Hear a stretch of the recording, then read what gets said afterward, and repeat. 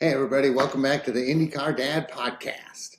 This is Rolex 24 Results Edition. We're going to talk about the IndyCar drivers and how they did in the Rolex 24-hour race.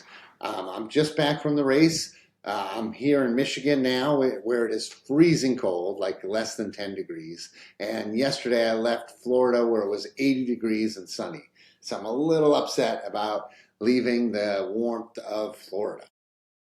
Anyway, it was a great trip. The weather was amazing. The whole time I was there, it was partly sunny and warm, and it was just a really great time to be in Florida. The rest of the USA was freezing or getting snowed upon, but where I was beautiful. So it was perfect weather for a 24-hour race. But I'll be the first to admit, I did not make it all 24 hours. To be honest, after about 3 hours of watching the race, I got confused. Some drivers do a double stint and some drivers do a single stint, and the timing and scoring doesn't show you how many times the car's been in the pits. It only shows you if there's been a driver change. So one lap coming by, Alex Palou might be in second place in class, and the next lap coming by, he might be in ninth place in class. And you're wondering, did he go off? Did he crash? Was there a problem with the car? Or did they just pit him for fuel and tires, or just fuel, or just tires, or anything? Please tell me what's going on, because I have no idea. And after an hour or 2 hours of this happening, and there are 4 classes out on the track, I'm a pretty attentive guy with a head for details, but even I lost the plot at that point. So what do you do in that case? I wandered around the place. I enjoyed the festival of it. There was a meetup. I have some people I know there, so I visited them, and people that knew of me came by. So it was fun. It's a fun party environment. So that made me go another 3 or 4 hours. But honestly, once nightfall sets in, it got cold and damp and misty. I was like, I'm going to go back to bed. So I drove home and went to bed, and I woke up in the morning, and I woke up to find out there was a 5-hour yellow flag period for fog. It was so foggy that the cars just followed the pace car for 5 hours long. 5 hours. No one's mentioning this today, that for 5 hours everybody stood around with their hands in their pocket while the cars went 80 miles an hour down the banking. It's insane. So I get it that IMSA wants to control the message coming out of the race, but let's be real, a 5-hour yellow flag is just a nightmare for everybody involved. And it certainly would be awful for spectators when it's already late into the night. You've already been there for 18 hours long. I'm not going to convince you to go to the Rolex 24. So I go to the races to have a good time. It's supposed to be a fun thing. I spend my money and I have a fun time. If the race isn't fun, I'm gone, man. There's plenty to do in Florida when it's 78 degrees out. On Sunday, I went to the beach and went surfing. I don't need to go back to the track to watch another hour or two of yellow flag followed by some racing.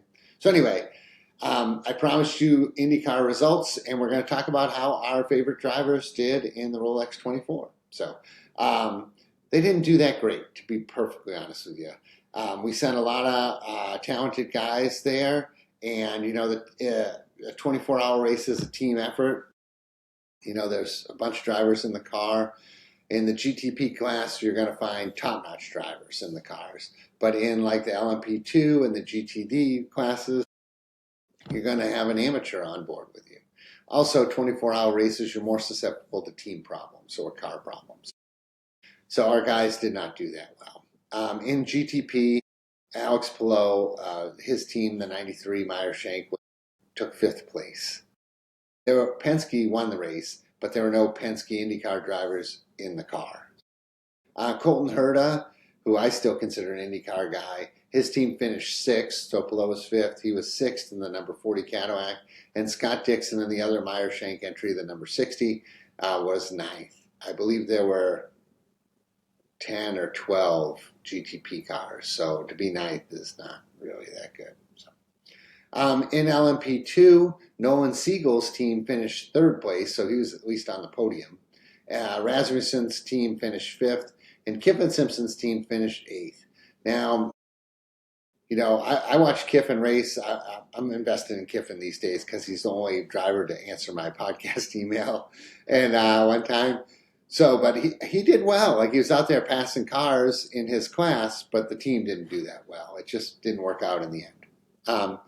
In GTD Pro, Will Power of active IndyCar drivers, he had the best finish. He finished 2nd in class. Their car was 20th overall, but it looked fast the whole time. And Kyle Kirkwood was the other driver in GTD Pro. He finished 10th, which is 43rd overall. There's 60 cars in the race, so 43rd is not so good. Scotty Mack, he finished 17th in his class, GTD, which is slower than GTD Pro, and finished 54th out of 60 cars. So they did not have a good weekend in their Corvette. And Callum Ilott, he finished 58th overall, so 3rd to last, and 20th in class in their Porsche.